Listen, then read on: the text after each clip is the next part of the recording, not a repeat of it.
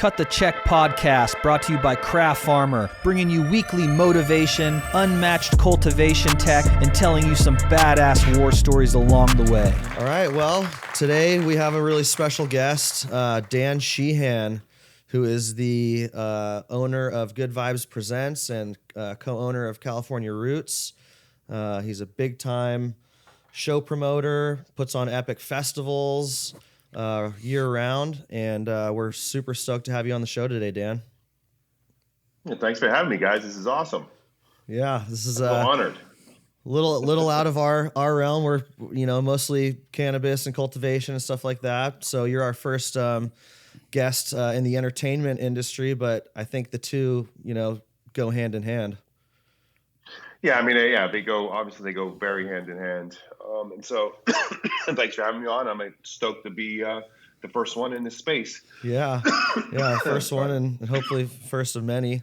So Dan, you and I go back many years. I think I've known you, at least a decade now, and met you in the when you were managing the band Thrive, and right.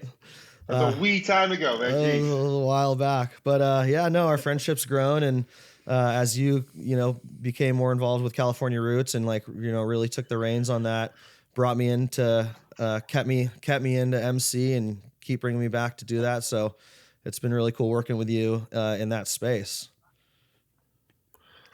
Yeah, it's been 10 years, 10 years plus that we've known each other. Yeah.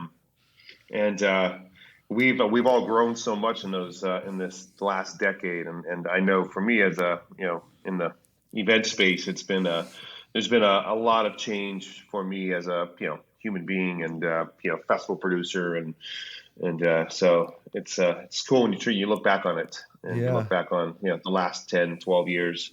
Of course, we lost 2 years, but Yeah. So how did that start for you, Dan? Owen just mentioned you were managing Thrive. Thrive is kind of like a smaller reggae band, and then how did you get that idea for California Roots and to shift kind of like your energy and start a festival? Well, I mean, we've been doing events long before California Roots was around. It's like even we had Good Vibez Entertainment, which was kind of my first company that I had, and so I went to Guam for a couple of years, and I was a music director and DJ on the island of Guam for 2 years. Random part of my history, but I ended up going there because I had a vast knowledge of reggae music and island music, and I was able to produce like radio shows. So we'd bring in Maxi Priest and a couple other artists like that. I was able to kind of like run the shows. I was like, holy cows, I want to do this. But even before I went to Guam, I don't know if you guys are familiar with the band Natural Vibrations. Absolutely. But I got them into Reggae in the River, I think 97 or 96, one of those years. I got them in the Reggae in the River. I hit Carol Bruno up, and I had no connection to her at all. I just went to Reggae in the River the year before and fell in love with festivals. That was like my first festival ever. And so I got to get out, and being from Hawaii, that was a huge, that band was, they were, a band that I loved, and I wanted to get them in. I was like, dude, you guys be perfect for this. You guys are singing about cannabis, and the cannabis goes hand to hand with Reggae in the River. And next thing you know, like they got on it. I did a little tour for them in 99. And a friend of mine who, was part of the tour. He was kind of somebody I went to school with. His family owned a radio station on Guam. I said, hey man, you want to go to Guam and like be the music director and like maybe do some shows? I'm like, sure, why not? And so I ended up in Guam for a couple of years, and then came back to California with the sole purpose of doing shows. And came back, and a buddy of mine, this was 2001, 2002. A buddy of mine was he was a grower, and this is obviously in the outlaw days of growing, and so I decided, I'm going to become a grower, and that's how I funded the early part of my business was growing cannabis, and I would lose a bunch of money on a show, and I would go grow more, and this is back in the day when we were getting good prices on stuff, and so then I then obviously the music industry started to kind of take off. And Jeff Monzer, actually founded Cali Roots in 2010, and I came on in 2012. And then as the festival kind of progressed and grew, and in that 10 years, I was doing a bunch of shows, from 2002 to 2012. I was doing shows in Hawaii and in Santa Cruz and the Bay Area, and doing tours, etc.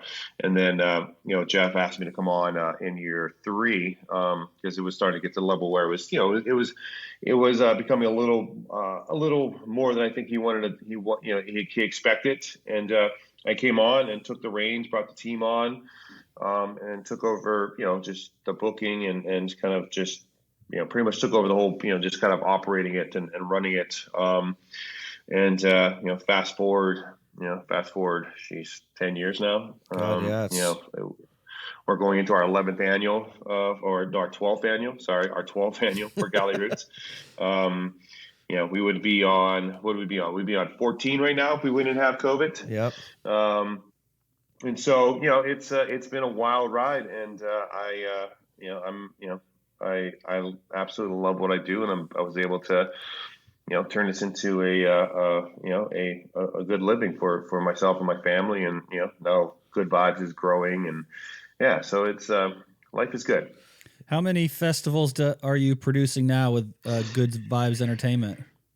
So Good Vibes Presents is, we do Cali Roots. We're doing the Lake Tahoe Reggae Fest now. We're doing Bluegrass and Beyond, which is another kind of Tahoe festival that we're doing. And we just rolled out this past weekend our newest festival, which is kind of like outlaw country, alt country, bluegrass Americana, called Rebels and Renegades. That's our newest kind of addition to our portfolio. And so we're doing probably 4 or 5 festivals a year. And we have an island brand that we just rolled out this year called Holo Holo Music Festival, which we're going to do in Vegas in April of 2023.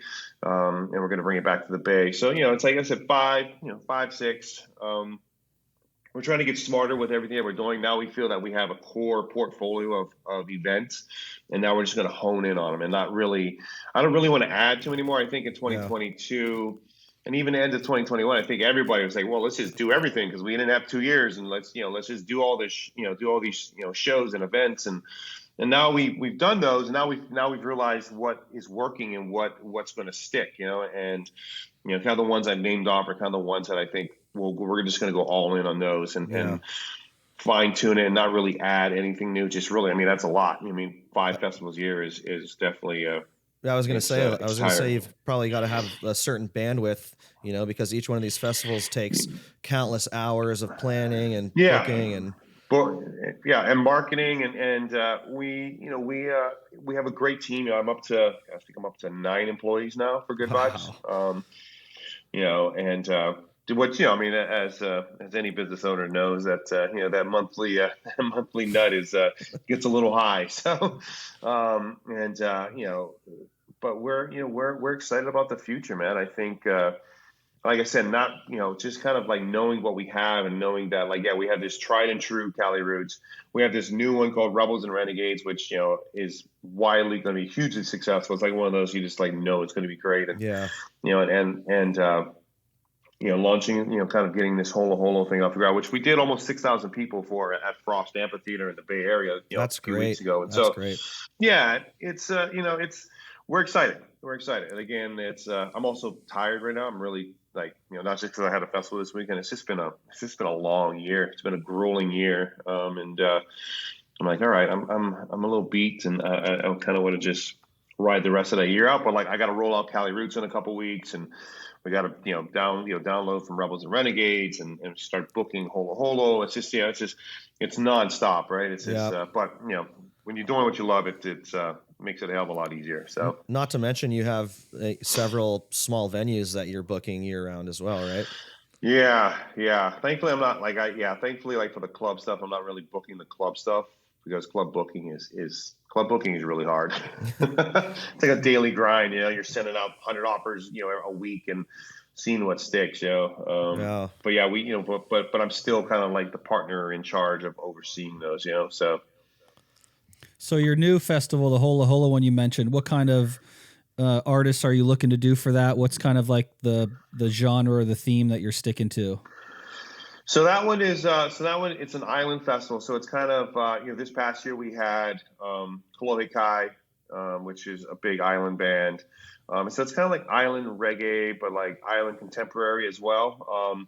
And it's a, you know, being from Hawaii, it's always been, I've always done those bands, but you know, it's also a very underserviced market. It's an underserviced demo. You know, and there's, you know, as you know, anybody that lives in the Bay Area, like, you know, there's a lot of, you know, Islanders, Asian Pacific, you know, there's, you know, Chamorros, there's a lot of Polynesians and island people that, you know, reside in the Bay Area.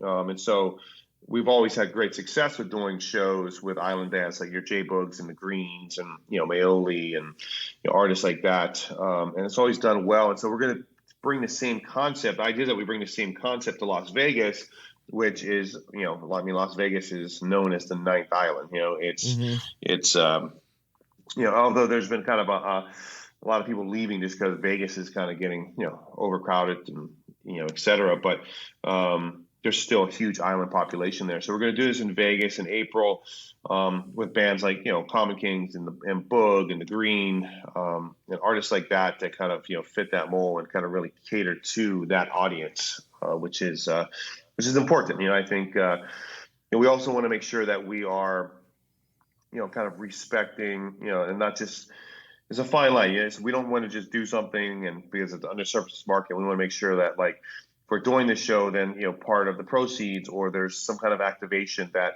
you know, then kind of, you know, donates money back to an island nonprofit that supports Hawaii and supports, you know, the culture and stuff. It's like, it's just, we don't want to just like, all right, well, you know, yeah, I grew up in Hawaii, and so we're just going to do a show to sell tickets to the, you know, to island. It's like, obviously we need to sell tickets, but we want to make sure we do it tastefully. I mean, I think that's in general what we're going to do. I think there has to be a thesis or a concept to everything that we do, you know, so it can't just be, you know, throw it up, sell tickets, and hopefully it works out, you know, so, so that's kind of, yeah. Sorry, I was gonna say we've seen you guys do that obviously with Cali Roots too, involved with several nonprofits and also becoming the first fully green festival that there is. So which is huge. You know, I mean that's no small undertaking. No, it's not, and you know, I mean, we haven't sold single use plastic on site at Cali Roots for what, 8 years now. So it's, you know, it's and you know, everything's uncompostable, and we're a company that helps us kind of with the recycling and the sorting to make sure that we're recycling and sorting the right way, and it's all going to the right, you know, it's all being diverted to where it needs to go. So, you know, it's important, you know, it's like, you know, you as a festival, like we want to do the right thing on multiple levels, and you know, sometimes doing the right thing costs more, you know, and I think sometimes people, you know, well, you know, that, you know, by doing something green is going to cost me, you know, 20% more to buy it. It's like, yeah, and again, like, you know, the bottom line is also super important, you know, like it's not, you know, I don't want to discredit the bottom line because, like, you know, like we need the bottom line to work, right? But we also want to be good citizens and do the right thing, and you know, obviously right now the environment is kind of something that is, I think, not necessarily on the forefront of conservation as it should be, you know. So I mean, we still have states that don't recycle and don't put their recycles in a separate bin. You go there and everybody's putting their trash in one thing. So it's wild how diverse even the United States is around that subject. I know. I mean, you still have states that sell styrofoam. Like when you go to a fast food place, they're putting everything still in styrofoam. It's like, it's baffling to me. And it's like, God, styrofoam. I mean, yeah, it's the cheapest form to create that, but like, when are we going to put, you know, when is it going to be just gone? You know, but in, you know, there's states that obviously, you know, don't have those same thoughts, and you know, again, like I think it comes down to, you know, making sure that's affordable for everybody. But, you know, and it's education too. I think, you know, I think the education of fans, well, just people in general on, you know, doing recycling and composting and things like that. I think, you know, some people, oh, it's just hippie stuff that people in California do. So, well, it's not really. It's like, you know, so, but yeah. It is wild. It's very important. That's pretty cool, man. Yeah. So you just completed Rebels and Renegades, brand new fest, successful 2 days. You were up there, had to do some emceeing yourself, which is pretty cool. Yep.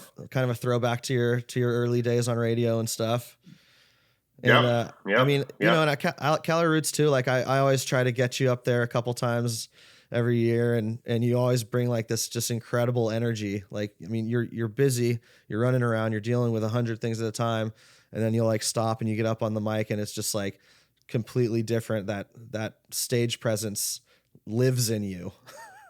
You know. Yeah. So I mean, I love it, man. I love it. I mean, honestly, I mean, it's a lot of fun, man. You know, so it kind of reminds me why we're doing what we're doing, you know? So yeah. sometimes you get caught up in the business and spreadsheets and, you know, paying bills and all this stuff. But like when you do something like that and you see the people, you're like, holy shit, like this is why I do what I do, you know? So yeah. I mean, there's nothing. Plus, I mean, yeah. There's no view like being on that stage when you're standing there and looking out at that audience and taking in that moment that like they're all there because you've taken the time and put this show on for everybody to enjoy. That's got to be heavy, letting that set in.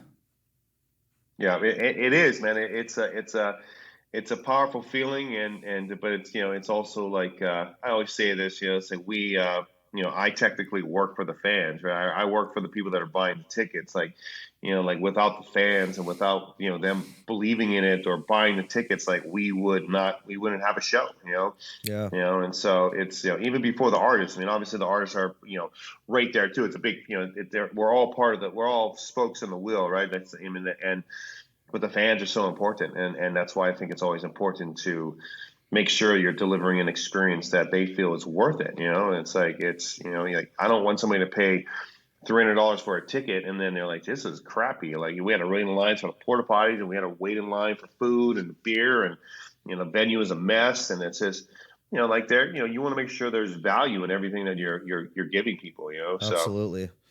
Yeah, it's not just as easy as like, we're going to throw this together, get a bunch of bands that I like and put it on. I mean, you have to listen to the fans, what they want. It might be, I mean, I've discovered so many new artists from working at Cali Roots, and like artists that you've brought in that, you know, the average, you know, reggae fan would never have known about, but like now are big in the scene. And like sometimes you have to either take a risk or, you know, like throw a dart at, you know, these new and up and coming bands, and that otherwise we probably wouldn't even think about.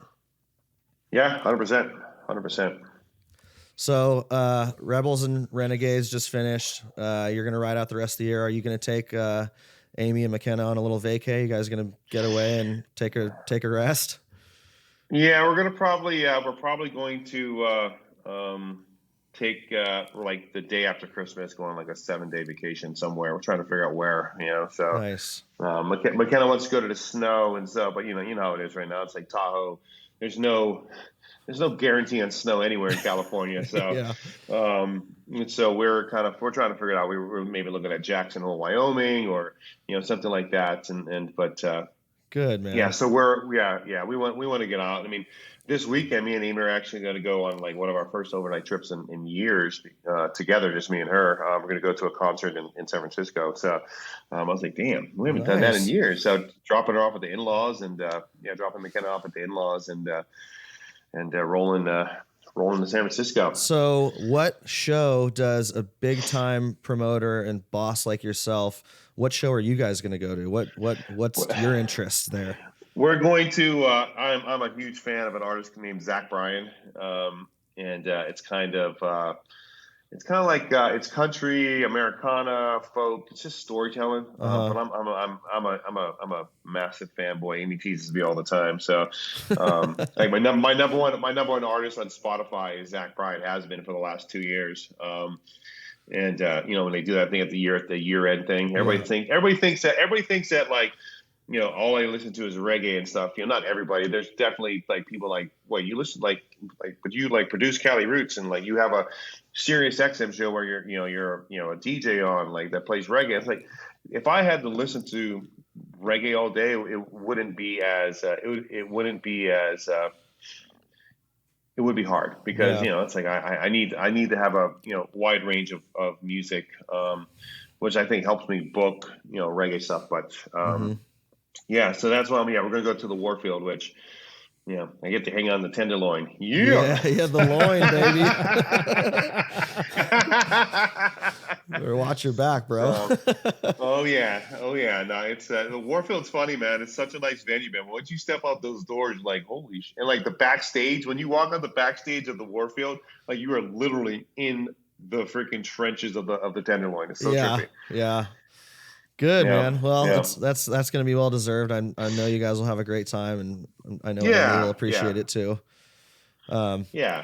So for the layman, somebody who's not in the music industry or has booked an event, what's it look like, contacting artist management and booking a band, especially a big time band? I mean, you have experience with some of the biggest names in the industry, like Damian Marley, for example. Like you're close with them at this point, but like how does somebody come along and book these big acts? First they start with $1 million, and then they start trying to figure out their contacts. Now it's booking Rebels and Renegades, like the reggae space and the hip hop space and and the jam band space. It's a lot easier for me to book it, because especially the reggae space, I'll literally text an agent and say, hey man, it's like, can we make this work? And then we'll get an official offer and send it out. But for like Rebels and Renegades, it was a space that I wasn't, I'm fairly new to. I've been booking country acts for the last 5 years, but on a festival element and a festival space that, I haven't, and so that one is a little bit more challenging. I definitely had some of my, agent colleagues at William Morris or, Wasserman, kind of like let the country agents know for me, hey, though this dude's legit, he's not, this isn't, it's a first year festival, but it's not a first time festival promoter, and we, and so we just went through the process, and a lot of it is like figuring out how much an artist gets paid, and there's like different variables and different data points you can look at to kind of see, figure out what an artist gets paid. But then an artist can tell you, no, it's his festival quote's 150,000. Like, all right, it's like, and most times when an agent tells you, I mean, for me at least, I think if somebody's new, they're going to tell you a much different price and try to BS you a little bit. But for me, it's like, it's like they tell me it's 150,000. It's like, all right, well, maybe that's going to work. Maybe that's not going to work. Sometimes I'll come in lower. Sometimes I'll give them what they ask for. But for the most part, they give you kind of a ballpark of what you're dealing with. And you just got, again, like any business, it's all about reputation, right? It's like Craft Farmer. It's like, it's like people know that you guys have the good shit. You know what I mean? Where it's like, it's the same thing with me. It's like they know that, like they're doing a show with Dan. It's like in Good Vibes, 99.9% of the time, the shit's going to be on top of the, they're going to be on top of their game. Every once in a while, there's something that happens that, we have no control over, we might have overlooked, but yeah, it's a lot of it is this, it's reputation and, being able to kind of just, have the trust, it's like a brand, right? Again, using you guys as an example, it's like a brand. Like that trust in a brand is not just the products, right? It's not just what you're selling. It's not just, it's that, believing in the vision. It's believing in, the quality of the work environment that the people that are working for this company. There's a whole thing that ties into what a brand really is. It's like, it's not just about selling things. There's a culture to it. And I think that's kind of, people know that's kind of the model that we run. Because there's a lot of promoters that will send in offers and big offers but then they're kind of scummy and like they're not, they'll cut corners on certain things and the city doesn't like them.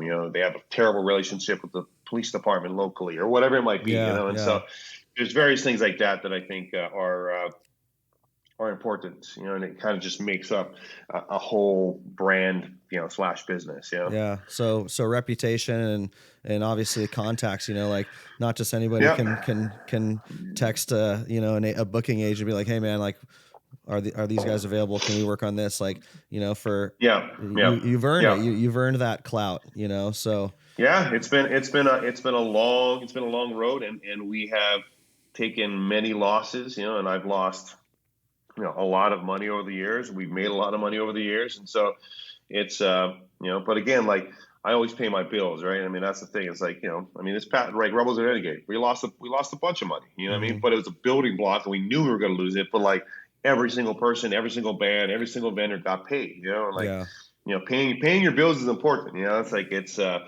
yeah, I think once you like, oh well, I can't pay this, or can I get, can I pay you less, or I mean, I just said to somebody earlier today. I think being a business owner, like one of the things that you got to know how to do is take a punch, right? yeah, And if everybody's all grand when you're making money, but like when you lose money here and there, and everybody kind of their tone changes, and so tune, their tune changes, not their tone. What's the I think what's both yeah. both. Yeah. what's the worst thing that can happen to you, Dan, as a promoter? Is it an artist not showing up, or what would it be? Um, I mean, an artist not showing up is sucks, but like the COVID kind of has changed that a little bit. I think fans unfortunately have become a little bit more expecting of that. Honestly, somebody getting really hurt or dying at our show is probably the worst thing that could happen. I think the safety of people at the festival is kind of like it's like a number one priority, right? I think. So I think that's one of the worst things that could happen. Hmm. Artists not showing up. It depends if it's your headliner, then yeah, then it becomes a huge issue, and then you have to deal with refunds and just people always blame the promoter, right? It's like even though the artist is probably the one that canceled, they're going to blame the promoter. Yeah. But yeah, I mean, I think somebody getting seriously hurt or even worse is definitely probably the worst thing that could happen for multiple reasons. It's like you have then on a business side of things, you have, your insurance gets really slammed, and then, but then you also have that stigma of Hmm. that kind of thing happening. So, and obviously, we live in a different world now. I mean, it's since the Las Vegas Country Festival, Route 66 with the shootings, our space has changed a lot too. And it's like, I mean, when we first started doing shows, there was no metal detectors or Yeah. wands, and then something like that happens, and it changes kind of the perspective of everything, so Yeah. I mean, like um, all kinds of new protocols. I mean, even at Cali Roots, we have dedicated meetings to security and like yeah, active shooter situations that is like, yeah, yeah, so yeah, yeah, that's pretty heavy. yeah. Active shooters are sucks. It's a reality, Mm. unfortunately, and we definitely don't bring attention to it, but it's definitely something that we're prepared for, Yeah. and hours of training and stuff like that. It's just, but again, you can train and prepare all you can, but sometimes shit just happens. Yeah. Certainly. Now speaking of Cali Roots, you've basically sold out um, that venue every single year now, right? Pretty much, yeah. Pretty much, yeah. So Yeah. when you look at a festival as popular as Cali Roots, and you continuously every year reach capacity, I mean, that's such a special thing, because that's where you started. That's the venue where you started. Everybody in that area is expecting it every year. At any point, do you look at that as a festival promoter and be like, okay, like we need to look for like a larger site? Or is that just first come, first serve, whoever buys their tickets gets them, and this is what's going to happen every year? Yeah, I mean that's a great question. I mean, I think this is a common conversation that we have, and I think we've come to the point that I don't think Cali Roots will move anywhere. I think until they kick us out. I think the Monterey County Fairgrounds is its home. We're going to reduce capacity a little bit this year, and I'm raising ticket prices a little bit to kind of offset that. It's like Hmm. we want to make sure we're providing a good experience for everybody, and don't get me wrong, I've looked at venues and I've looked at, it's a big move to move, right? It's like, it's, you have to take that leap of faith, Right. and if we were to move, like we would, since we don't need to move, like, it's like moving a house, right? When you don't need to move but you want to move, it's like easier to kind of find a place, I think. But and we've thought about it, but I don't think that Cali Roots will ever leave the fairgrounds, which is why we've done other ones, around the country, and it's just, the venue is such a huge part of a festival, and, Yeah. it's been a good home for us, and it is a good home for us, and I live 7 minutes away, so Yeah. Makes life a little which makes life a little easier. My office is 7 minutes away. My daughter's school 7 minutes away. Everything is like 7 minutes away. So Yeah, you want to keep that So- community together. That's an important one. It is. Community is very important, and I think we have leaned more into that, especially since the pandemic. It's like Yeah. and like really kind of embracing where we live and where the festival lives. Yeah, I mean that's actually, I was going to ask that next. That's a huge component of California Roots is the family vibe. You ask anybody who, whether they're a fan or an employee that works there, like when you think about Cali Roots, like what's the biggest thing that comes to mind? And most people are going to say like the family, the culture, and that's been developed over the years. Can you talk on that a little bit about the culture of the Cali Roots vibe? That's yeah. I mean, honestly, we dealt with that this past weekend, and it's funny. It's funny when you do another event at the same venue with, like we brought on most of the staff that we used for Cali Roots, like they were all part of Rebels and Renegades. And there was a couple bands, the Cadillac 3, which is a kind of like a Southern rock country band. They came off the stage and they were so pumped because they was a great set. And they came into kind of like this, or what we call the supply depot, where they walk into back to their dressing rooms. And the lead singer came up to Mongala, who is one of our artist liaisons, and he goes, "Are you guys like all family? It's like all related here, because you guys feel it just feels like a big family here." And so like the artists feel it, That's and cool.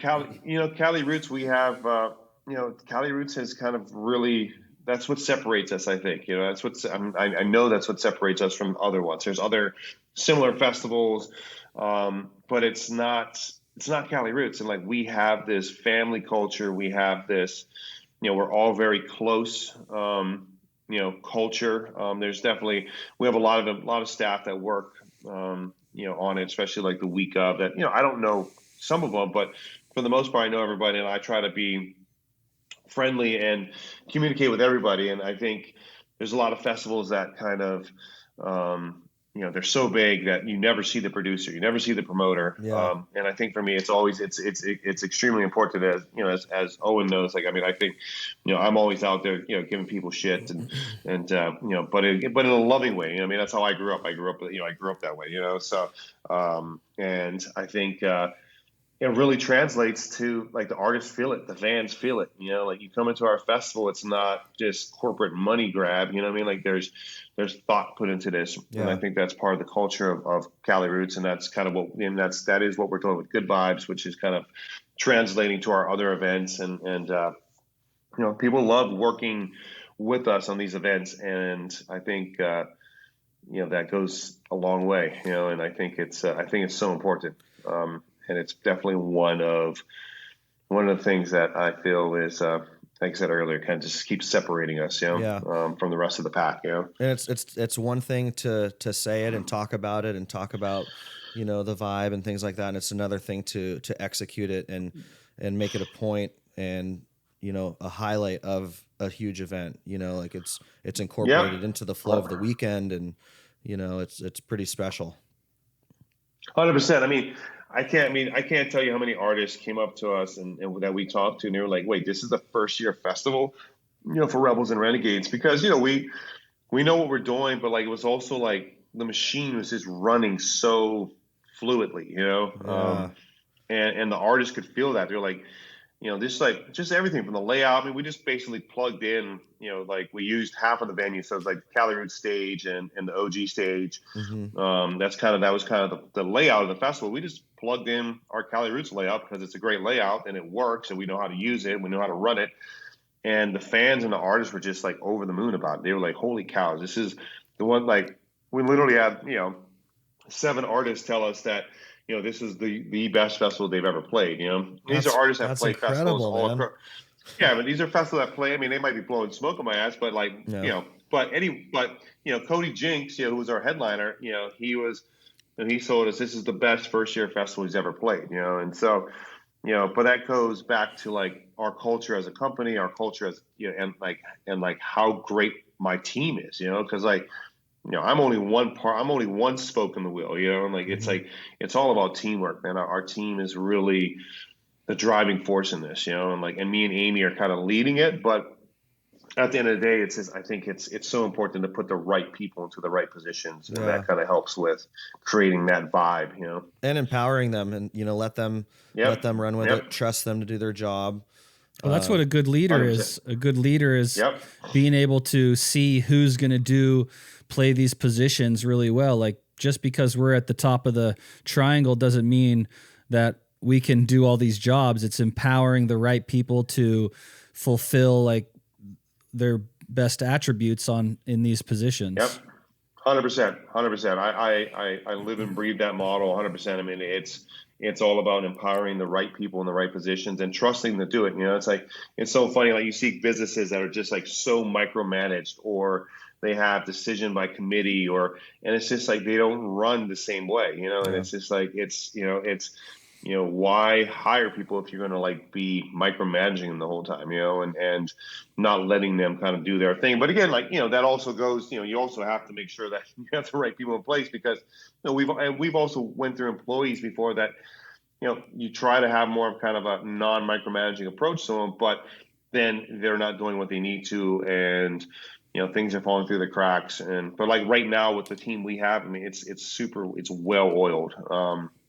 We have such great people on our team that we don't need to micromanage it. And again, like, we've had to let go of a couple of people that didn't quite fit the mold, and that's just the way it goes, right? And it's like, it's trial and error kind of. So Very cool, man. You've created a hell of a culture around, your events, your business, and you have fun. I mean, you're yeah, kicking ass, but like when the festival's going on, you're having a great time, man. Like, yeah, I yeah. I absolutely I love this. I mean, I'm in, and I'm so in love with what we do. yeah, I'm stoked to be a little part of it, one way or another. And I don't see you that often. So like when Cali Roots comes around, or like some of these other events, like we get a chance to kick it, and it's like you're just an awesome person to hang out with outside of work. You're a great dude, and fun. Well, thank you. I try to be, So Yeah. my daughter might think I'm a little boring these days, but Speaking of your daughter, she got a taste of some emceeing, and has been showing interest on doing some emceeing, if I remember correctly. Has she talked any more about that, about wanting to get on stage and get on the microphone? yeah, she got a little shy this past weekend, and she was going to come up with me, and she got a little shy, which I mean I can 100% relate to. There's definitely times where I don't want to go on that stage to talk to people, but Yeah. yeah, she's really she was really she was really comfortable at Rebels and Renegades, because it's not as big as Cali Roots, and it's Hmm. not like Cali Roots is intense, man. It's Yeah. like, there's like, there's a like it's a great energy, but there's a hell of a lot of energy that, like, especially for an adult, it kind of hits me, and like for a 7-year-old, it's like, Yeah. it's a lot of energy to take in, so yeah, so she actually got a rose from Orville Peck, Wow. who That's is cool. who's a yeah, like, because she had a mask on in the pit, and then he called out her name, and it was really cool. She's building these core memories at at the festivals, and I think that's so important. Music is a very, very powerful thing, and I think it should be more a part of kids' lives, Hmm. in such a and we're fortunate, like, this is our life, so she's able to live and breathe music, Yeah. What would you say, Dan, your top 5 performances that you've actually seen or been to would be? I think, honestly, I think the best Cali Roots performance that I ever saw was Tash Santana playing the bowl. It was, and I watched the whole set, which I never do. Like that was one of the sets I watched the entire time. That was a powerful, powerful set. And I got chicken skin through the whole thing. It's just, it's just her and all her gear, and it's just, she's up there by herself, that was probably number one. Honestly, like the Ice Cube set from this year at Cali Roots. Incredible. That was incredible. I mean, I'm still riding off that one. That one was like, I when you book an artist and you're like, oh, I'll book Ice Cube, it's like, okay, and then you realize like how many hits a dude has, but then you realize incredible. Like, yeah, I mean it's he has a couple of those big ones that everybody knows, but then like, he has all the ones that the hip hop heads know, and like, the West Coast hip hop heads, and like seeing, I'm not a Raiders fan, but seeing all the Raiders jerseys in the crowd for him, I was like, holy shit, dude, this is badass, dude. And you don't see that really like at Cali Roots. You don't see a lot of like sports gear and sports fans, but that day they came out in full force. They came out in full force, man. It was like nothing I've ever seen. I was like, holy cows, man, it was powerful, man. And like he took everything off the stage. It was like, so it was just him, his hype guy. What's the hype guy? I forgot the hype guy's name. That was Dub C. Yeah, Dub C, exactly. And it was just those two up there, no gear, nothing up there, just the LED walls, and he just, I mean, it was it was great. I'm still just like, wow, he just blew that place away. I mean, when do you get to see Ice Cube in Monterey? I mean, come on, like that's just so different. Yeah, it's so different. It hits different. So that's, that was a really good one. I mean, as far as top five, I mean, it's so hard because like, like I try to look back and like, all right, looking at shows that I didn't go to, I think Lucky Dubé at Reggae on the River 98, I believe it was. He came out with a full orchestra. Wow.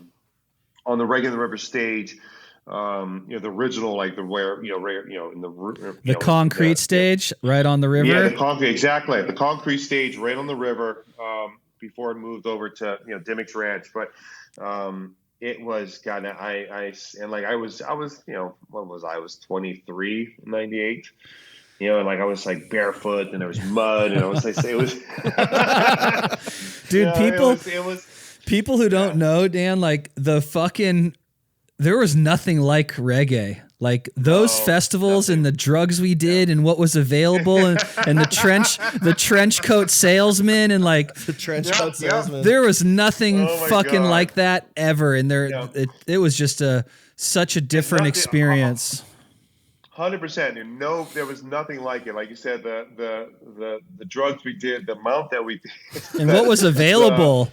Anything you wanted at any moment, you could just have and consume and be fine. And before you people you don't even know are looking out for you before you cross the bridge into the venue. Yeah, exactly. Before you even know, like all these people that would look out for you, and like I ended up in so many random cool camps, man. Like over the, my first year was 96 and I wasn't there for 2 years. I was in Guam, but between all the years, I went for about 12 years. And it was a life-changing experience for me. I mean, it's the reason why I'm in festivals, like it's the reason why I do what I do. I mean, that was the inspiration for me. And it was really good, man. And I think another memorable performance that was Bunny Wailer. I'm not sure the year, but this is no exaggeration. He was singing, doing his thing, and then he went to kind of a Bob set, and he mentioned Bob Marley. There was no breeze. As soon as he mentioned Bob, there was this breeze that just blew through the crowd. Wow. All of us, I mean, I'm getting chicken skin just talking about. All of us were just like looked at each other like, oh my God, like it was just like people that weren't necessarily in my group on the same drugs I was on. They were on, these other people that were doing things. And we all just stopped and looked at each other. It was like this. It was so powerful, and that was that was so cool. I have some very, very, very fond memories of Reggae on the River. It was definitely a coming of age for me and a life changing experiences. And like you said, there's nothing. I mean, nothing comes close to it. Nothing has ever come close to it, and nothing will come close to that vibe of being in the Ill River and and the redwoods and everything. Yeah, going down to the dance hall on the bank there and partying until the sun came up and and swimming and refreshing yourself and just everything about it was just so different. Yeah. And your drive home, the people. and just driving home and I mean, it's like silence. I remember when we went home and just be fucking silence. Like you don't even know what to say. You're just like the last 7 days was just like, dude, Owen will tell you there's been times like I was just on these acid trips and I'm like, dude, I'm leaving with the drummers. Like I'm not going home. And he's like, bro, you're just really, really high. Like you're coming home. Yeah. But they accept you. Everybody's accepting and that's, like kind of to segue back to Cali Roots. That's like a big thing of what Cali Roots is doing. And I think for a lot of people and hopefully you're doing for a lot of people what reggae did for you, introducing young people to music and a great vibe at a festival. And who knows how many people are going to be inspired to become musicians and show promoters and anything else. 100%. So you've or just openly conscious, So well, awesome, man. So we can expect Cali Roots 2023 will be Memorial Day weekend this upcoming year. We're going to do 4 days again, huh? We're doing 4 days, and I'm announcing the lineup. I don't know when this podcast will come up. I'm announcing November 1st is probably when we're going to announce. Okay. Epic. Yeah, we're going with the full lineup. Yeah, the Thursday we have the Thursday back on there, and the lineup on the Thursday is just going to be ridiculous. Fuck yeah, Dan! Did you have the full lineup? Lineup's already done. I have one more slot to fill, but I'm just waiting on Slogan to kind of finish up my art. Yeah, we're going alphabetical this year, so I don't have to deal with the drama of I'm bigger than them, I'm bigger than him. So that's a good problem to have when you have fucking multiple headliners vying for 4 spots. Yeah. We're excited about it, and hopefully I'm get this have some really good hip hop on it as well this year. So we've always been trying to blend it and see how we can keep upping the lineup. Very, very cool, Dan. Well, where can our viewers find you on social media? I'm on Instagram, the real Dan Sheehan. The real Dan Sheehan, because there's been a couple fake Dan Sheehan. So I'm sure there have been. The fuckery's real out there right now. It really is, man.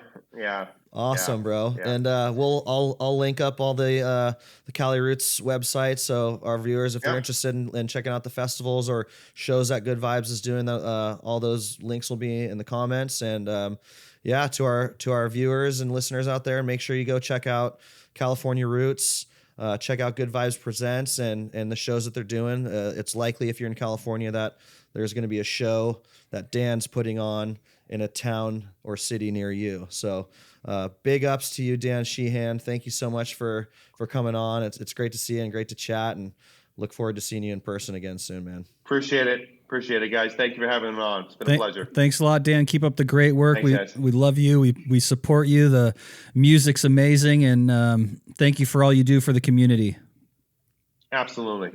Thank you guys for everything, and I look forward to maybe we can Lance down to Cali Roots this year. I'm gonna make it this year. I've already decided that I'm gonna go. Maybe we can get all crafty to do a little on stage cameo for a little MC slot. I'm down. I'll run it up. Let's go. Right on. Well, hey, send my love to the girls, Dan, and we'll talk to you soon. Will do, man. Thank you, guys. I appreciate it. Bye. Thanks, brother. Bye.